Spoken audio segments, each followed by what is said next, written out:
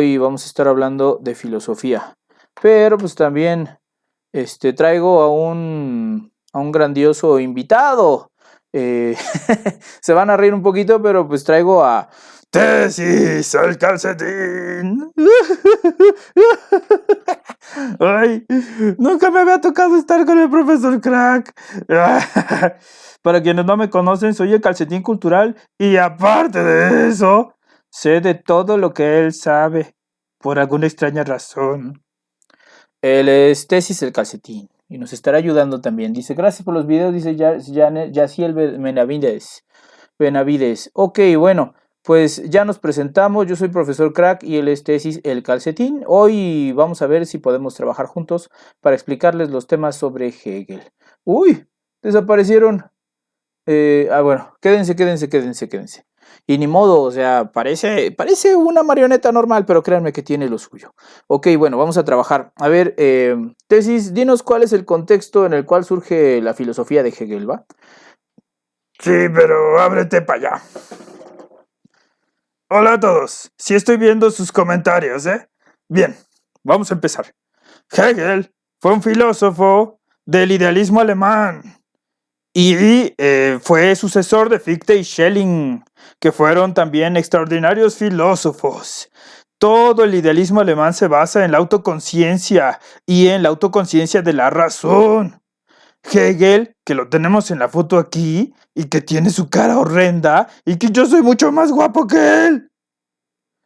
Hegel, en realidad, realiza un sistema de autoconciencia de la experiencia del absoluto. El absoluto es la idea principal de la que hablaba Hegel.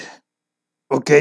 Se refiere a que todo en el universo, es decir, es una historia del universo, historia de la creación del universo, lo cual pueden encontrar en el libro de la ciencia de la lógica, y si tienen preguntas me pueden preguntar. Él dice que el inicio del universo fue puramente formal, totalmente formal, solo idea, y que posteriormente en el devenir de la idea se convirtió en una autoconciencia. Curiosamente, es lo mismo que decían Fichte y Schelling. Hegel en realidad estaba retomando las ideas de Fichte y Schelling. Hola Betty. Estaba retomando las ideas de Fichte y Schelling para poder desarrollarlas y poder llegar a una idea suya de cómo se desarrolló el espíritu absoluto para convertirse en materia. Voy a detenerme un poquito para que el profe Crack hable un poquito sobre el aspecto y las apreciaciones y los libros y la parte filosófica y aburrida de todo esto. A ver, profe, éntrale. Bueno, miren, en el caso, ya parezco paranoico, en el caso de, no me mires así, Tesis, no me mires así. ¿Así cómo? Olvídalo, Tesis. Bueno, en el caso de, y Betty se está riendo, no te rías, Betty. En el caso de las obras principales de Hegel, la más reconocida va a ser la fenomenología del espíritu, pero donde él trabaja más sus ideas va a ser a partir de lo que es la ciencia de la lógica. La ciencia de la lógica es un libro mucho más robusto que la fenomenología del espíritu. Entonces, en la ciencia de la lógica, Hegel nos va a mostrar cuál es su aportación dialéctica. Porque recuerden, el método de Hegel, dice Betty, eres muy divertido, Tesis. El método de Hegel... De verdad soy divertido. Profe. ¡Toma! ¡Ay! Espérate. Olvídalo. Te estaba diciendo... ¿Qué te pasa? ¡No me pegues! Así nos llevamos, yo lo quiero mucho. Ok, les estaba diciendo... la obra principal de la fenomenología del espíritu es muy importante, pero resulta ser la última parte del sistema de lo que hace Hegel. El sistema de Hegel comienza con la ciencia de la lógica, donde él plantea cuáles son sus referentes para poder hablar de lógica filosófica, de lógica dialéctica. Sus referentes principales son los presocráticos, y esto es algo que renovó la filosofía. porque en realidad la filosofía en aquel entonces, sobre todo la filosofía más actual, más rigurosa, más reconocida, se basaba en Aristóteles. Así que Hegel lo que hizo fue revolucionar esto a partir de retomar a los presocráticos y integró lo que es una dialéctica, rechazando dos dialécticas previas a él. Él hizo algo muy genial que fue refutar a Platón y refutar también a Kant. ¿Okay? Bueno, voy a pararme aquí para que continúe tesis con profundizando otro poquito más en cuáles son las aportaciones de Hegel en el sistema de la materia. ¿Okay? Bien, profesor, como te estaba diciendo, el sistema comienza con el abstracto total. Este abstracto es la idea de universo. La idea de universo es vacía y posteriormente a la idea de universo se da el primer paso dialéctico que va a llegar a la transformación de la materia. Este paso se llama la negación. La negación niega la pura formalidad. La pura formalidad es la idea. Había una idea de universo. ¿Quién tenía esa idea? Dios. El Dios de la filosofía, el Dios de Fichte y el Dios de Schelling, que eran la autoconciencia. El Dios de Fichte y el Dios de Schelling eran un ego que se conocía a sí mismo y que se daba cuenta de sí mismo. Hegel retoma esta idea, hay una razón y esta razón tiene que llegar a ser autoconsciente, tiene que llegar a conocerse a sí mismo. El otro nombre, dice Diego aquí, profe, voy a leer los comentarios, Oli, ¿qué andan hablando? Estamos hablando de Hegel. Estamos hablando de Hegel. Gracias, Diego, por compartir. Ya compartiste como 30 veces, profe. Gracias, Diego. Ok. Les estaba diciendo. Entonces, según Hegel, había esta autoconciencia que se daba cuenta de sí misma, pero en un inicio no podía. ¿Por qué no podía? Porque estaba en el vacío absoluto. Y en el vacío absoluto, pues no hay conocimiento. El conocimiento tiene dos fuentes, la fuente formal y la fuente eficiente. Y la fuente eficiente es inmanente, que quiere decir que es materia y que la materia se gestiona a sí misma. Es decir, el contenido del conocimiento es doble y es razón y experiencia. Así que si no hay un conocimiento con experiencia, no hay un conocimiento en realidad. La razón, la pura razón, como le decía Kant, y ya dijo el profe que Hegel se burlaba de Kant. Hegel siempre se burlaba de Kant, le decía impotente. Así le decía, Kant, tu filosofía no tiene poder. Así se ponía enfrente. Le decía, Kant, tu filosofía no tiene poder. Tu filosofía es una filosofía de la impotencia. ¡Eres un impotente! Tiene razón, tesis. La verdad es que la filosofía de Hegel era una filosofía de la impotencia. Y no sabemos si Hegel era, más bien la filosofía de Kant era una filosofía de la impotencia. No sabemos si Kant en realidad era impotente, pero sí sabemos que era una persona que era muy seria, que siempre estaba por ahí en la casa, que no se salía de su ciudad. No hacía nada. A Kant no le gustaba salir de su ciudad. A Kant no le gustaba vivir. Él solo buscaba la experiencia pura, es decir, la experiencia de la conciencia pura, sin experiencia material real. Es decir, justificaba la matemática, justificaba todas esas ciencias que no necesitan de la experiencia. Incluso generó una dialéctica de la impotencia, yo le diría así. No los desorientes, no se llama dialéctica de la impotencia, se llama dialéctica trascendental. Bueno, profe, es que me siento muy apasionado. Por eso lo dije. Dice, muy buen contenido, dice Diego. Diego, te amo. Hace mucho que me tienen guardado en un cajón. ¡Ay, cállate! No lo tengo guardado. Bueno, sí lo tengo guardado en un cajón, pero... Profe, amo a Diego. Diego, cásate conmigo. Dime que sí. Ya, ponte a explicarles. Bueno, como les iba diciendo. Siempre es como les iba diciendo, tesis. Betty, ja. Hola Betty, mucho gusto. Ya había recibido tu correspondencia, ya no me has escrito, ¿eh? Ya me di cuenta que no me has escrito. Vuélveme a escribir. Continúa, por favor, tesis. Bueno, ok. Entonces Kant hizo la dialéctica trascendental para no tener que explicar las cosas que no podía. La dialéctica trascendental habla sobre las cosas que no pueden ser experimentadas. En cambio, la dialéctica hegeliana es una dialéctica donde la formalidad se vuelve materia y cobra carne. Se parece un poquito a la historia de Jesucristo. Por favor, profe Crack, ¿puedo explicar esa parte y el paralelismo con Jesucristo? Recuerda que yo soy antropólogo. Sí puedes. Ok. Ok. Bueno, recuerden que Jesucristo tiene su parte abstracta que es el Dios Padre y después se vuelve hombre y cobra materia.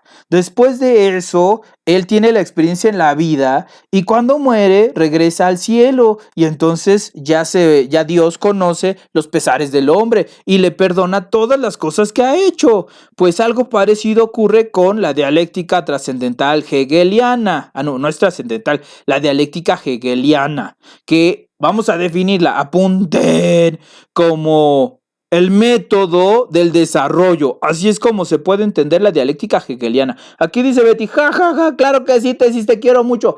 Pero yo le dije a Diego que se casara conmigo, a ti nada más escríbeme. ¿Por qué me siento solito en el cajón? Tesis.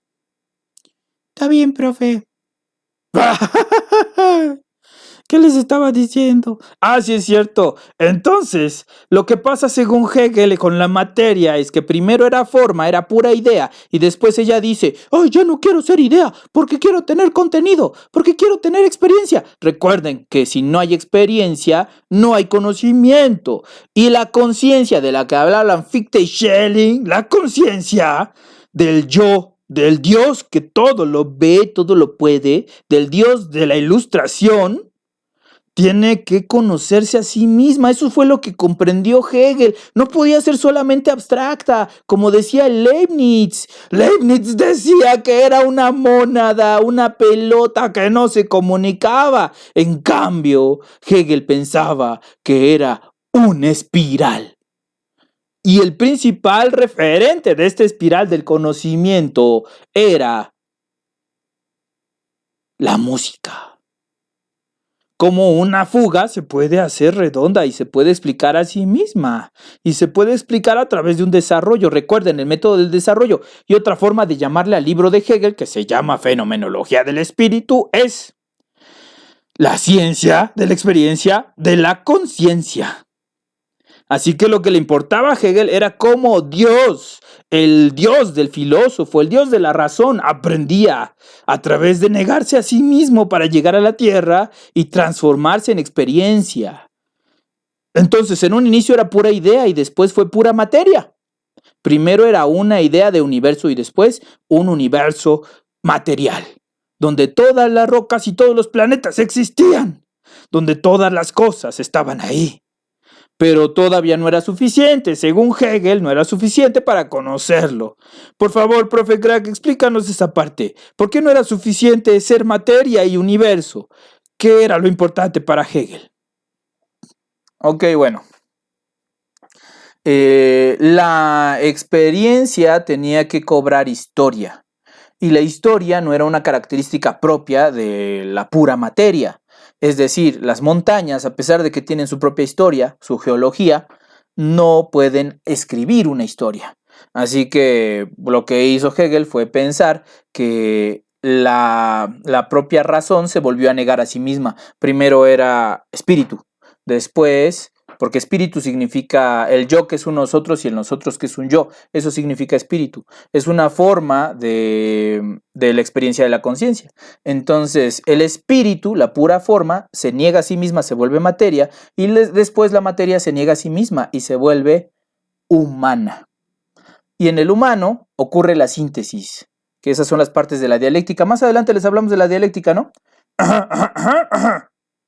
Ok, entonces, El ser humano al mismo tiempo es materia y es espíritu, y por eso es la síntesis entre los dos puntos que quería Hegel experimentar. Entonces él decía, aparte de eso, el ser humano sí puede hacer historia, basado en Aristóteles, claro que sí, porque él fue el que manejó la filosofía de la historia al inicio. Y Hegel hizo su propia filosofía de la historia, donde él experimentaba y decía que el ser humano, y sobre todo él, el propio Hegel, era la cúspide del desarrollo humano a través de la autoconciencia del espíritu absoluto en sí mismo. Ok, seguimos por favor. Tesis, continúa diciéndonos un poquito sobre la filosofía de la historia de Hegel. Claro que sí, profe. Miren, la filosofía de la historia de Hegel, a pesar de que fue basada en un proceso dialéctico, que como sabemos, la dialéctica es un método del progreso y del desarrollo, en realidad fue el fundamento de muchos actos inhumanos. Hegel fundamentó que los pueblos menos... esperen, hay un mensaje aquí, dice... Sí, más en adelante hablamos de la dialéctica, porfa, y dice Betty, música, así lo dijo Betty. No me miren así. Bueno, les decía. Entonces, ¿qué les estaba diciendo? ¿Qué les estaba diciendo? Les estabas diciendo sobre la dialéctica de la filosofía de la historia. Ok. Entonces, la filosofía de la historia de Hegel sirvió para justificar actos terroríficos y muchas cosas muy malas, porque él pensaba que todos los países y todas las naciones y todas las razas que no fueran la occidental eran mediaciones para conseguir la finalidad del espíritu. Es decir, que el espíritu se tenía que conocer a sí mismo, pero no importaba si pasaba por encima de Australia, si pasaba por encima de Alemania, si pasaba por encima de... Bueno, él era alemán, entonces no. Si pasaba por encima de África, eso no importaba. Recuerden que durante la época de los absolutismos, Inglaterra dominó grandes partes del mundo. Y esto para Hegel, esto era parte de la historia del espíritu. El espíritu tenía que poder pasar por encima de todos para poder conocerse a sí mismo. Y entonces justificó las masacres contra los africanos y contra los indígenas de México y les llamaba de temperamento cálido. Y les decía que como hacía mucho calor, no podían pensar, solamente podían procrear, solo podían tener relaciones como conejos. Profe, por favor, continúa. Ok, tesis. A ver, tenemos por aquí comentarios. Betty se está riendo. Ok. Entonces, la filosofía de la historia de Hegel también era dialéctica. Ya hemos hablado un poquito de la dialéctica. Así que hablemos otro poquito más acerca de las diferentes partes de la dialéctica. Hay 3 partes de la dialéctica, momento 1, momento 2 y momento 3, que así les podemos llamar, es la mejor manera de llamarles, aunque muchos le llaman tesis, antítesis y síntesis, en realidad son 3 momentos, ¿ok? Y estos 3 momentos tienen una forma de ser. El primer momento, ¿cómo es tesis? Positivo. Lo positivo quiere decir lo dado, lo que está ahí. Lo que ya está ahí. Lo que no está puesto ahí nada más por otro en el momento, sino que ya está dado, ya está ahí. ¿Y cuál sería el segundo momento, tesis? ¿En qué consiste el segundo momento? La negación. Se niega lo dado.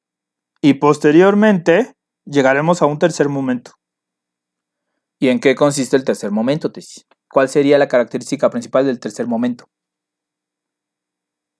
El tercer momento es la negación de la negación. Y la negación de la negación retoma partes de lo positivo, de lo dado, y partes de lo negativo, de lo negado. Y cuando se juntan ambos, entonces se da una resultante que sería la síntesis del conocimiento. Es decir, como habíamos dicho, forma más experiencia, donde el conocimiento ya ha pasado por la historia y se ha llenado a sí mismo. Ok, tesis, muy bien. Te lo sabes todo, tesis, te lo sabes todo. ¿Cómo le haces? Si eres antropólogo, no filósofo. Es que soy un genio. Ya se fue Manuel, ya se fue, ¿cómo era? Diego, no te vas a casar conmigo. Tesis. Concéntrate. Ok, vamos a ver. Entonces, habíamos hablado de la dialéctica y que estamos locos tú y yo. Poquito, profe, poquito. Habíamos hablado de la dialéctica y ahí sí está Diego, mira, sí te está esperando para casarse contigo. Habíamos hablado de la dialéctica y como habíamos dicho, ¿cuáles son las diferentes características, tesis, que tiene la dialéctica y que pueden encontrarse en ella? Dice, no, todavía no me decido, dice, uy, te va a rechazar, tesis. No, sería algo nuevo para mí, nadie me quiere. Bueno, te decía, tesis, ¿cuáles serían las principales características que podemos encontrar en la dialéctica? Cuéntanos. Bueno, vamos a ver. Algunas de las principales características de la dialéctica son: primero, es progresiva y siempre hay un perfeccionamiento. Eso quiere decir que las cosas siempre van para mejor. Esto es algo que después fue criticado en Hegel por Walter Benjamin, pero en su momento no fue criticado. Para Hegel, él estaba justificando cómo se puede progresar en la historia. Otra de las características de la dialéctica es que es histórica, es decir, que tiene un proceso temporal, donde un proceso es primero que el otro, un momento es primero que el otro, y a su vez tiene una manera de determinarse y de ser. Otro elemento de la dialéctica es que se trata de un proceso donde se puede prefigurar. Profe, ¿qué es prefigurar? Prefigurar es cuando puedes diseñar lo que está por venir. Dice aquí Moxie, dice, qué milagro, mi rey. Dice, es como el conocimiento, ¿no? Dice, qué tranza, calcetín. Dice, yo sí te quiero, tesis. Dice, ¿quién es Dice, María Sandoval. Y hola, Caramelo. Dice, ¿cuál es el significado de la dialéctica? Ahorita hablamos del significado de la dialéctica. A ver, tesis, responde las preguntas de tus fans, por favor. Ok. A ver. Dialéctica significa a través de el logos. Logos es la razón y dia significa a través. Lo dialéctico se da a través de logos. Entonces logos es como si fuera la razón que abarca un todo. Y la dialéctica es como a través de ese proceso de logos se dan las ideas. Pero en algún momento la dialéctica platónica venía de lo dialógico, del hablar entre las personas, pero la dialéctica hegeliana no es así. Ok, otra pregunta que tienen por aquí. Dice, ¿qué tranza, calcetín? Dice Moxie. ¿Qué tranza, Moxie? ¿Qué tranza? ¿Por qué me hablas como si fuera un delincuente? ¿Tú eres un delincuente, Moxie? Y hoy te mando un truco del ojo. Niña, truco del ojo. A ver, dice aquí, qué milagro, mi rey. Dice, así, Diego, dice, así como lo puede hacer conocimiento leído y vivido. Ya habíamos dicho que lo experimentado es una parte de la dialéctica. Entonces, decía el profe Crack que lo prefigurado es aquello que podemos ver cómo va a ser. Todavía no llega, pero lo podemos ver. Y en la dialéctica eso pasa. ¿Por qué podemos prefigurar? Porque sabemos que si el momento 1 es la tesis, es decir, lo dado, el momento de lo dado, lo que está ahí, y si sabemos que el momento 2 es la negación de lo dado, entonces sabemos cómo es el momento 3. Y esa es la magia de la dialéctica. Y es algo que la ciencia pues también lo toma de alguna manera. De hecho, la dialéctica de datos se da en la ciencia, ¿verdad, profe? Tú sabes más de sociología que yo. Dinos algo sobre eso. ¿Cómo se integra? Bien, la dialéctica está presente en las metodologías cualitativas, en las metodologías cuantitativas, en el método científico, donde a través de la contrastación de datos y la comparación de datos y el cruce de datos se generan conocimientos nuevos, y eso se le llama dialéctica de datos. Y es una dialéctica hegeliana, aunque muchos la confunden con dialéctica platónica. Déjame leer un poquito tesis aquí y ahorita ya sigues, ¿va? Dice Diego, pero no me regañe. Bueno, dice Isaac. Dice, ¿es cierto que Hegel rechaza el principio de identidad? Oh, mira, es una pregunta muy interesante. ¿Quién quieres que la responda? Respondamos las dos, ¿no? Tesis, tú primero. ¿Cómo crees? Es una burrada lo que acabas de decir. ¡Cállate, tesis! Pero, profe, es una burrada lo que... No me pegues, respétame. Está bien, Tesis, ya. No te pego. Ok, bueno.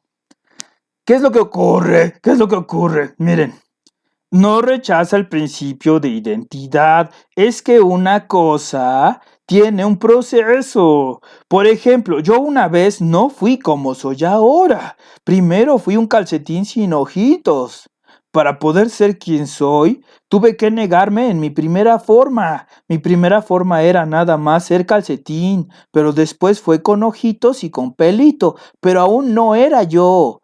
Fue hasta que comencé a hablar que me convertí en mí mismo. Pones un ejemplo de eso, pero en humano, profe. Sí, o sea, tú no eras tú cuando naciste, eras un feto que ni siquiera pensaba. Y el feto tuvo que tener un proceso donde también dejó de ser feto. Y eso no quiere decir que deje de ser el mismo, solamente quiere decir que está progresando en diferentes fases, que son como etapas dialécticas donde comienza a desarrollarse. Y una vez que naces, también hay un proceso. Naces como niño, después te vuelves adulto y después te vuelves anciano. Y hay negación, negación de la negación, y hay un proceso de experiencia e historia. En realidad la dialéctica es un proceso y es un método que explica cualquier cosa que existe y que todavía está en desarrollo, según Henry Lefebvre. Síguele, Tesis. No, pero tú primero lee los comentarios. Está bien. A ver, dice aquí, Isaac Flores dice, ja, ja, ja, ja, ja. Gracias por reírte, Isaac. No pensé que fueras a tomar tan bien lo que te dijo este amigo. Déjame, profe. Dice Betty, luego ya no se van a poder despegar. ¿Tú qué dices, Tesis? ¿Nos quedamos pegados para siempre? ¡Auxilio! ¡Sálvenme! El profe está loco. El profe estudia sin parar. Yo soy más humano. A mí me gusta lo peripatético. A mí me gusta caminar. A mí me gusta huir de los gatos y enredarme en la alacena. Pero a él le gusta leer todo el tiempo y está loco. No sabe descansar. Bueno, por algo soy el profe crack, ¿qué quieres? Dice Henry Lefebvre. No, Henry Lefebvre, se escribe Lefebvre. Ok, bueno, vamos a ver. ¿Qué tal nos va? Oigan aquí, Tesis, por favor, diles cuántos seguidores tenemos.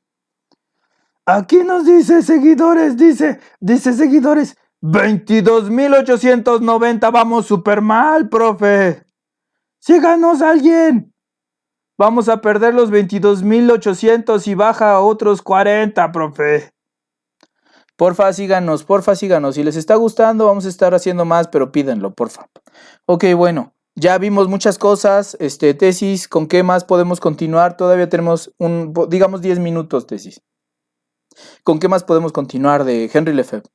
Ya hablamos del... Ah, mira, acuérdate lo que dijo cuando llegó Manuel. ¿Quieres hablar de la dialéctica del amo y el esclavo? Es que es triste. Es muy triste.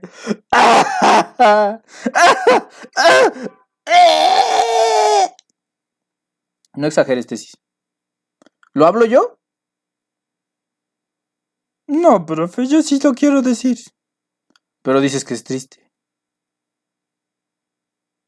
Pero es que yo solo tengo 5 minutos de fama, tú siempre los tienes todo el tiempo. ¡Déjame decir! Está bien, Tesis, ahí te va. Ok, vamos a ver. ¿Cuál es la dialéctica del amo y el esclavo, Tesis?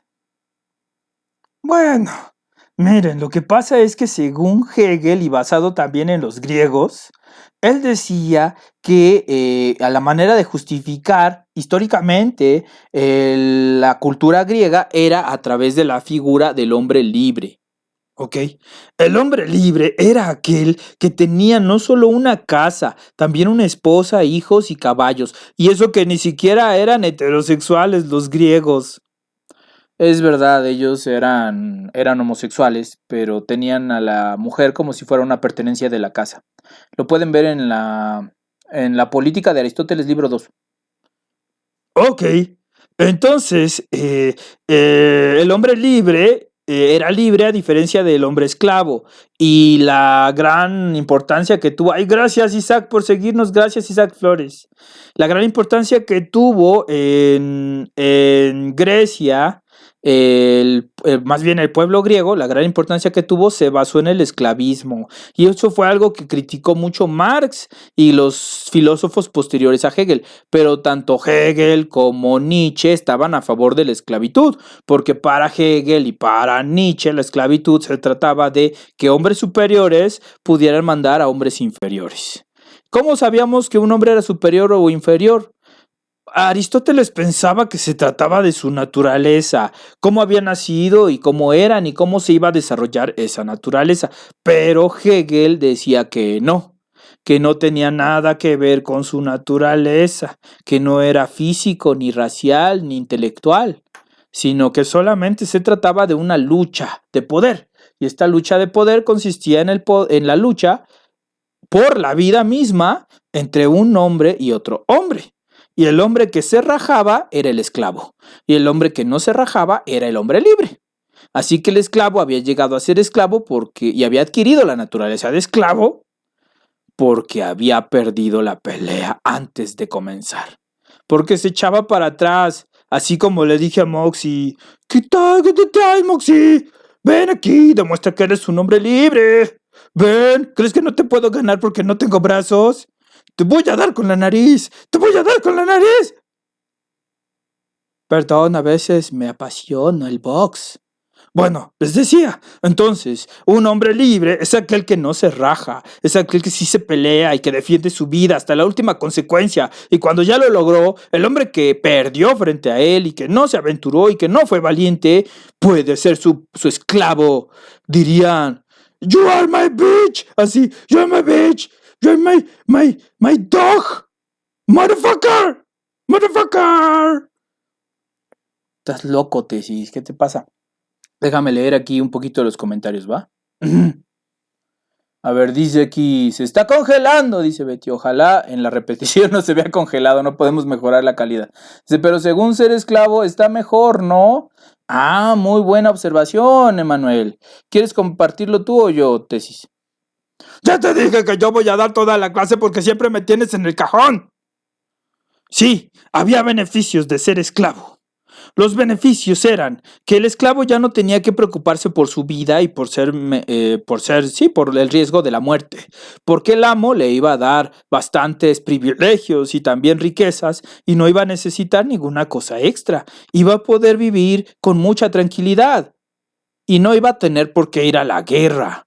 Y no iba a tener por qué preocuparse por si iba o no a ser pobre. Porque mientras el amo pudiera darle las cosas que necesitaba, el esclavo iba a estar allí protegido. Así que el esclavo ya no tendría que preocuparse de su realización personal. Ya no tendría que preocuparse de sus carencias o de la posibilidad de entrar en riesgos, peligros o incluso perder la salud. Porque toda esa salud iba a ser protegida por el amo.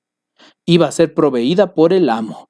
Pero obviamente esto no fue así, sobre todo durante el periodo de la conquista en México, donde a los esclavos los golpeaban hasta que murieran de inanición y donde nadie cuidaba de ellos, ni siquiera los amos, donde pensaban que ni siquiera eran humanos. Entonces la historia se falseó a sí misma a través del nuevo mundo. Profe, porfa, lee los comentarios. Ok, dice, me están acompañando Rosita y Rosota, ay qué bueno, dice, ya se congeló, dice Betty. A ver, porfa, pongan comentarios si ya se les congeló a todos. Pongan comentarios, porfa, a ver si ya se les congeló a todos. Les recordamos, a ver, Tesis, invítalos a seguirnos. Sí, por favor, síganos, solamente somos 22,891 y tenemos que ser más o menos unos 25,000 y después 30,000 y así sucesivamente. Ok, todavía nos vemos, porfa, avísenos. A mí no se me congeló, dice, tú eres la hermana del profe Crack. Yo me puse nervioso, es mi fan. Le voy a mandar un saludo, profe, ¿sí puedo? Sí, pero no molestes a mi hermana. ¿Ya lo vieron?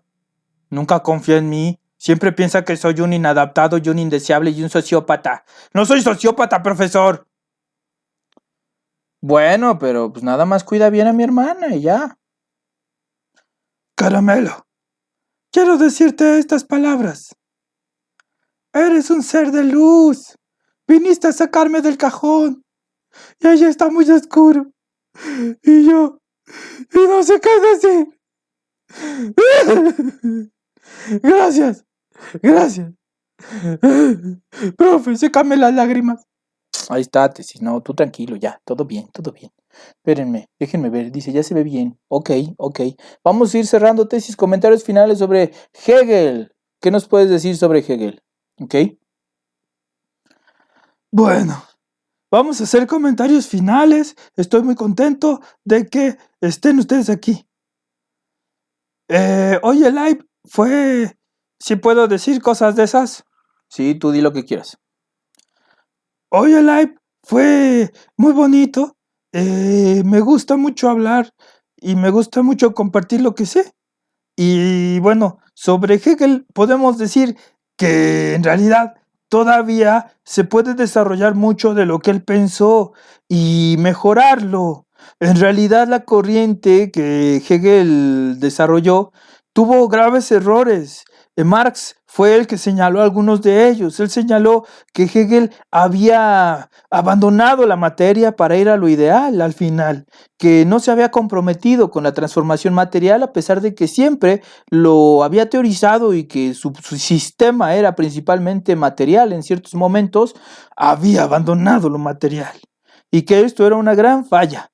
Posteriormente llegaron muchos dialécticos de otras corrientes marxistas y hoy día todavía hay mucho que decir sobre la dialéctica. El profe es un dialéctico y eso es muy raro. Es como si fuera...